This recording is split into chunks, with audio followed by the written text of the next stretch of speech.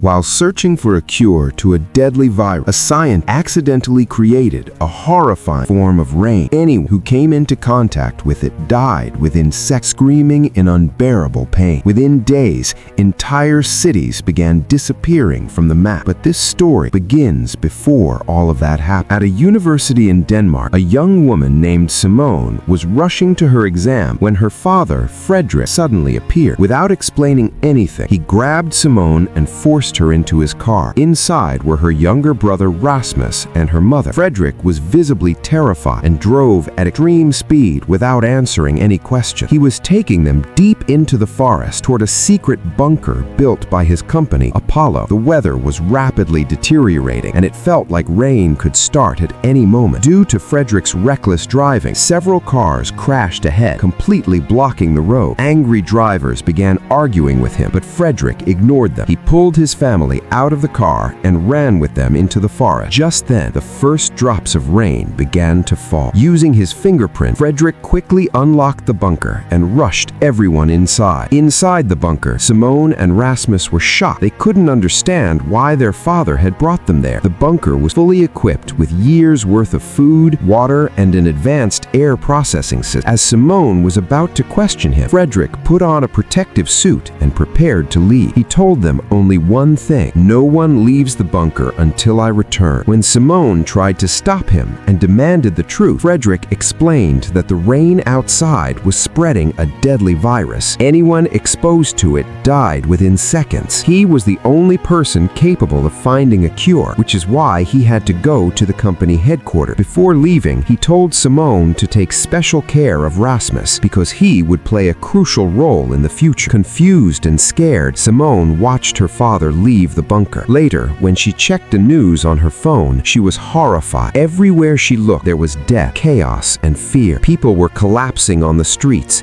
screaming and dying painfully in the rain. Suddenly, loud knocking echoed at the bunker door. Rasmus thought his father had returned. Despite their mother's warning, he opened the door. A rain-soaked man collapsed inside, his skin burning as he tried to drag Rasmus outside. In a desperate move, their mother pulled Rasmus back inside and pushed the man out, but she herself was exposed to the rain and became infected. Even in agony, her only concern was her children. She told them to take care of each other. Heartbroken, Simone shut the door and tried calling her father, but there was no connection. Remembering Frederick's words about staying strong in front of Rasmus, she forced herself to remain calm. As time passed, Simone learned how to operate the bunker's systems and manage its resources. She discovered that there were other Apollo-built bunkers in the city, but none responded. Eventually, she found a radio and contacted a man hiding in his basement. Suddenly, the power across the city went out, cutting off all communication. Days turned to weeks, then months. Frederick never returned. When Simone finally tried to leave the bunker, terrifying visions of her mother's death stopped her. Slowly, Simone overcame her fear, took full responsibility for Rasmus, and grew into a strong and protective sister. Rasmus had once been infected by a strange virus that no one knew anything about at the time. Frederick personally created an antidote and gave it to him. Later, Frederick's company also learned about the virus and asked him to submit a full report. From that moment on, Simone began to suspect that perhaps Frederick himself had created the virus. Nearly 6 years had passed,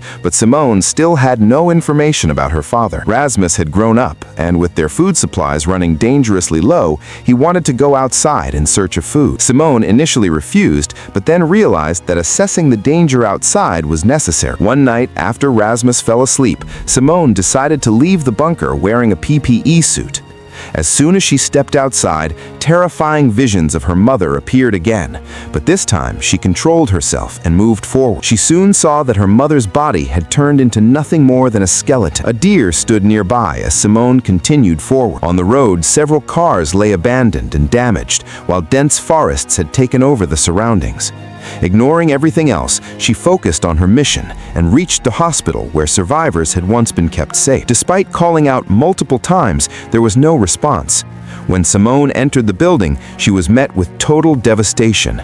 Everything was destroyed, and dead bodies were scattered across the floor. Suddenly, a wolf appeared in front of. Terrified, Simone ran into a nearby room and hid to save her life. After some time, when everything became quiet, she slowly came out and made her way back to the bunker. Once there, she immediately told Rasmus that the situation outside had become far worse than before. She explained that if they wanted to survive, they would have to leave this bunker and find another one somewhere within the city. Hearing this, Rasmus decided to go with Simone the very next day to search for a new bunker. They prepared to leave the following day and went to sleep. But late at night, something went terribly wrong. The oxygen level inside the bunker began to drop rapidly, and neither of them noticed.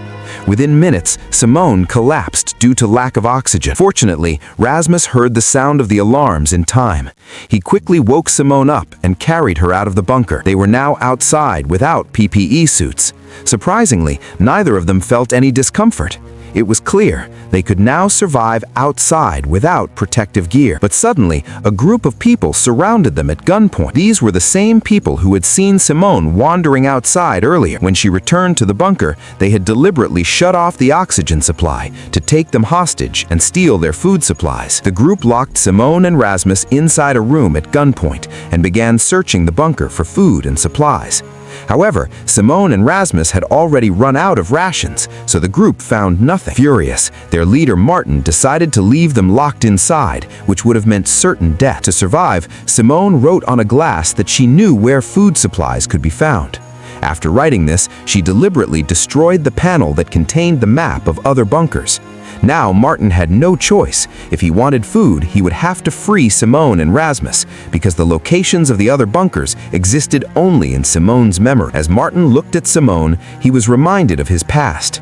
He had once been a soldier ordered to guard a bridge and prevent anyone from leaving the city so the infection would not spread. One day during duty, he saw a woman carrying her child trying to escape beneath the bridge.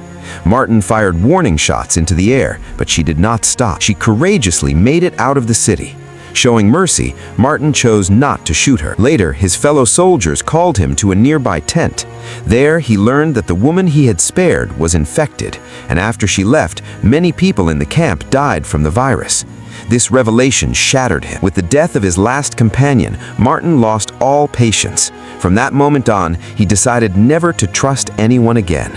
Survival became his only rule. Returning to the present, Martin initially refused Simone's deal, but with no food left, he realized they wouldn't survive much longer.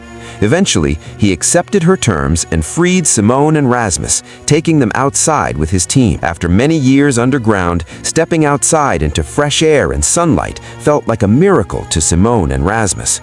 Relief was clearly visible on their faces. Soon, they learned from Martin's team that food and water had become so scarce that people had begun killing and eating other humans to survive. The revelation left Simone and Rasmus in shock. Suddenly, another group appeared nearby, using thermal sensor drones to locate humans and kill them.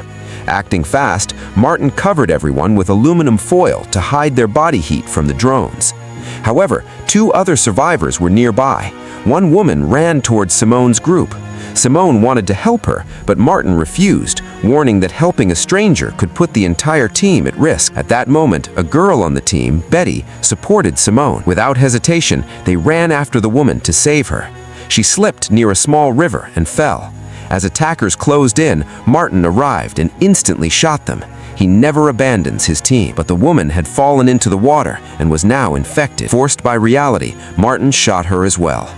The incident deeply shook Simone. She realized that while staying on land was relatively safe, contact with rain or stagnant water was still extremely dangerous. Even the slightest exposure could lead to infection. After this, Simone led the group towards another bunker whose location she remembered. It would take nearly a full day to reach. Before nightfall, they decided to take shelter nearby a house. Inside, they found weapons, clothes, and supplies left behind by dead hunters, along with a few bottles of clean water. Seeing this, John gave water to his sick partner, Leah. Watching their care for each other made Simone smile. At first, she only wanted their help to reach the next bunker, but now she realized these people weren't bad. Slowly, she truly began to stand with Martin and his team. The next morning, they resumed their journey. Suddenly, Rasmus stepped into a water-filled pit. Martin immediately pulled out his gun, ready to shoot him. Before he could act, Simone stepped in front of him and stopped him. She quickly removed Rasmus's shoe and checked his sock. To everyone's surprise, it was completely dry. That meant the shoe was waterproof, and Rasmus was not infected. Seeing this, Martin finally lowered his gun, letting out a breath of relief. Together, they continue their journey and finally reach the second bunker. Simone unlocks the door using her fingerprint. The sight inside instantly brings smiles to everyone's faces. The bunker is filled with so much food and water that they could survive comfortably for years. Everyone celebrates and eats to their fill. However, Simone feels an uneasy tension inside. She still doesn't fully trust Martin and his team. Somewhere in her mind, there's a fear that they might kill her at any moment. When Simone confronts Martin about this, he explains that she has been living inside a bunker for the past 6 years and doesn't truly understand how the outside world and people have changed. Martin is genuinely a good person, but the present world makes trusting anyone extremely difficult. Despite his explanation, Simone remains unconvinced and walks deeper into the bunker. There, she notices a phone charging, displaying childhood photos of her and Rasmus. The phone belongs to her father, Frederick. It becomes clear that Frederick had left the old bunker and stayed in this new one for a short time. Simone immediately checks the phone with Rasmus and finds a video recorded by Frederick. In the video, Frederick explains that he is heading to a headquarters in Sweden to develop a cure or antidote for the infection. This instantly sparks hope in Simone's mind. Her father might still be alive. Driven by this belief, Simone decides to travel to the Swedish headquarters with Rasmus. She shares her plan with Martin, hoping he will help them. But Martin firmly refuses. He believes they are safe inside the bunker, whereas reaching the Swedish headquarters would require traveling through the city, a place likely filled with hidden hunters. To Martin, the journey is far too risky. He also points out that the video is 6 years old. By now, Frederick is probably dead. If he had successfully created an antidote, Martin would have heard about it. Simone ignores his warnings. She gathers a few days' worth of supplies and leaves the bunker with Rasmus. Betty decides to follow them along with John and Leah, as she truly wants to support Simone. Leah understands that it was because of Simone that she managed to reach this bunker safely. Otherwise, Men and Patrick would have already killed Leah, John, and Betty long ago. At that time, John, Leah, and Betty didn't know Martin and Patrick at all. They were simply trapped together in the same situation. Martin and Patrick had initially captured them with the intention of robbing them. To save her life, Betty revealed the location of a hidden safe house where she had stored food for many days. Martin took all 5 of them to that place.